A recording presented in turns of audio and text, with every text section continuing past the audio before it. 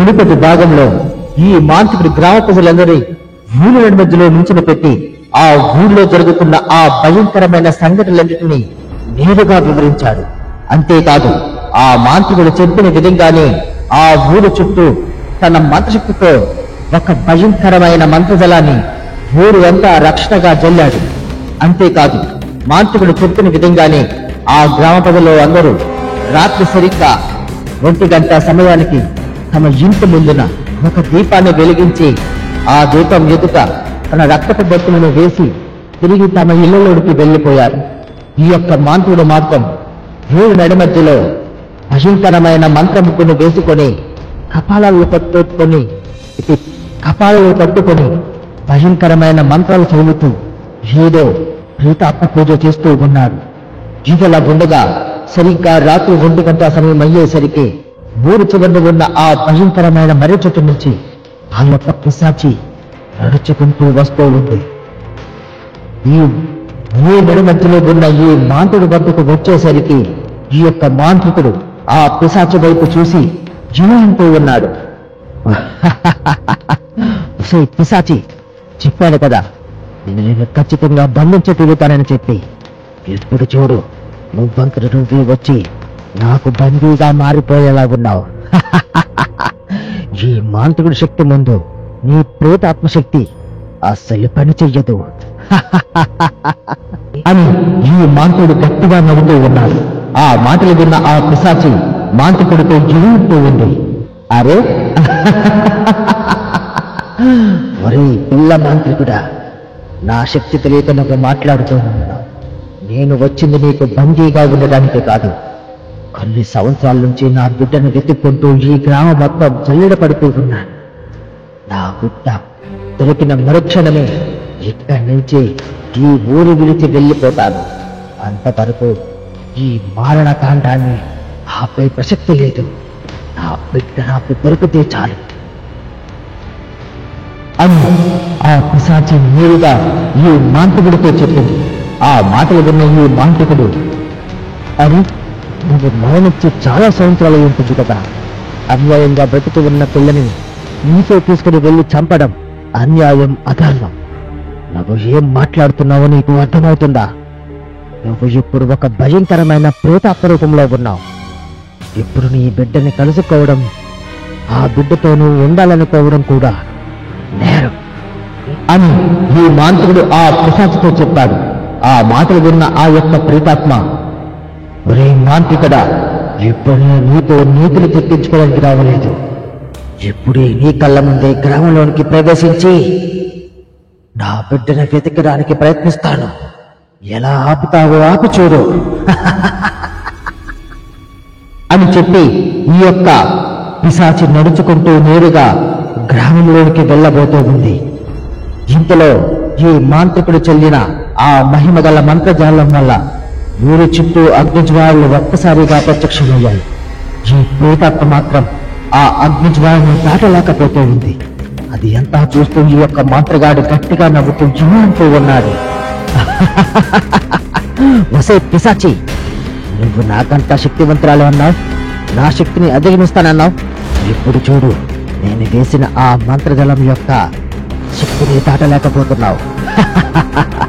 అది ఈ మంత్రగాడికి ఉన్న శక్తి అని గట్టిగా నవ్వుతూ చెబుతూ ఉన్నాడు ఈ మాంత్రికుడు.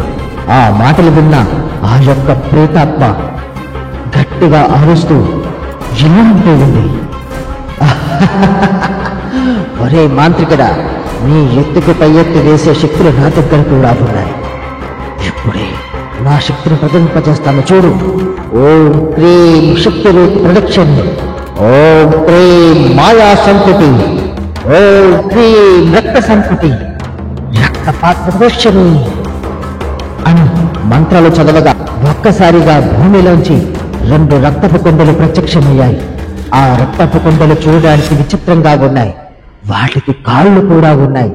ఆ కాళ్లతో నడుచుకుంటూ రక్తపు కొండలు నేరుగా ఈ ప్రేతాత్మ వద్దకు వచ్చి ఆగాయి.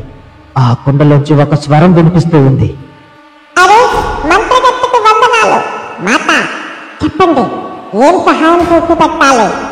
ఏ విధంగా మీకు మేము సహాయపడగలం? చెప్పండి మాత, చెప్పండి. అని ఒక స్వరం ఈ యొక్క ప్రేతాత్మతో పాటు మంత్రగాడికి కూడా వినిపించింది. ఆ మాటలు విన్న ఈ యొక్క ప్రేతాత్మ ఇలా అంటూ ఉంది,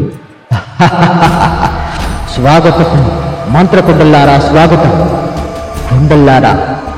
ఈ ఊరు చుట్టూ ఈ మాంత్రికుడు మాయాజ్వరాన్ని చల్లాడు. మీ యొక్క శక్తితో రక్తార్చన చేసి ఈ యొక్క మాయాజలాన్ని పూర్తిగా నాశనం చెయ్యండి. త్వరగా వెళ్ళండి, త్వరగా అని ఈ యొక్క ప్రేతాత్మ చెప్పగా ఆ రక్తపు కొండలు నడుచుకుంటూ నేరుగా ఆ అగ్నిజ్వాల గుండా నడుచుకుంటూ రక్తాన్ని చిందిస్తూ ఆ మంటల్ని ఆర్పు చేశాయి.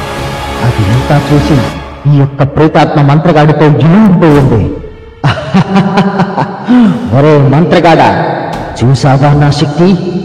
నీ సైగ చేస్తే మంత్రకుండపు లాంటి ప్రత్యక్ష ప్రేతాత్మ రూపాలు ఎన్నో ప్రత్యక్షమవుతాయి. నాకు సహాయం చేయడానికి ఇవి ఎప్పుడు ఎదురు చూస్తూనే ఉంటాయి.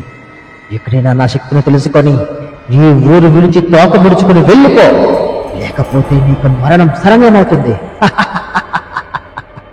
అని ఈ యొక్క ప్రేతాత్మ పిశాచి గట్టిగా అరుస్తూ నవ్వుతూ ఉంది. అది అంతా చూసి ఈ మంత్రగాడి కూడా ఒక్కసారిగా ఆశ్చర్యపోయాడు. తన మనసులో ఇలా అనుకుంటూ ఉన్నాడు, అరే ఈ పిశాచి అనుకున్నట్టు సాధారణమైన పిశాచి కాదు, భూత ప్రేత సకట సంపుటి పిశాచి, వైతల్లికర మహాశక్తి కలిగిన ఒక భయంకరమైన పిశాచి. ఈ మంత్రగత్తితో పాటు ఆ పిశాచి కలిసి ఉన్నంత వరకు నేను ఈ యొక్క దయ్యాన్ని ఆపలేను. అందుకు ఒకే ఒక కారణం, ఈ పిశాచిని వ్యాపాలన్నా దీని నుంచి ఊరిని కాపాడాలన్నా సరే ఈ ప్రేతాత్మ పిశాచి యొక్క జీవిత రహస్యాన్ని తెలుసుకోవాలి.